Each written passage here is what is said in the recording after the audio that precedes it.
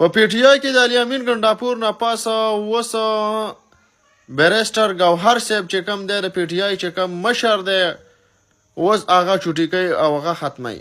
او دویم خبردار چې ایملولي سیکیورټي چې کوم کسان نه چوچي نو تر 40 کسان مردان کې چې کوم کسانو احتجاج کړی لکه سیکیورټي دپاره راچوچي وو خپله سیکیورټي ویلې ملته ورکو نو په هغې کې تر 40 کسانو باندې اف آی آر شوی پارچه شوې ده.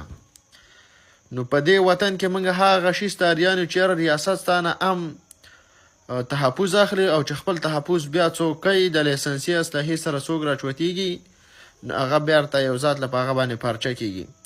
اول خو به دغه قصه به حل شي که حل نه شولې نو تر 40 کسانو نومونه په دې کې درج شوي دي. او بله خبرداره چې اوس الیامین ګنډاپور نه بس د پی ټی آی چې کوم اوس مشر دی بیرسټر ګوهر چې کوم دی بونیر سره چې تعلق ساتي دا پیره اوس هغه چوټي کوي اوس ختموي. اوس ګورو چې د بل د نوی پی ټی آی مشر به څوک راځي او دا هم ګورو چې سهیل اپریدي د قام دپاره څنګه سخته تیری که نه تیری د قام په معنه ځي او که نه ځي. د قبایلو کې برز خو بل جوړ دی نن په باجوړ کې ډېر بد حل شوی او سهیل هم د قبایلي علاقو دی. اوس ګورو چې په قبایلو کې امن راځي که نه راځي او وسایلو حال کم طرف ته راوځي.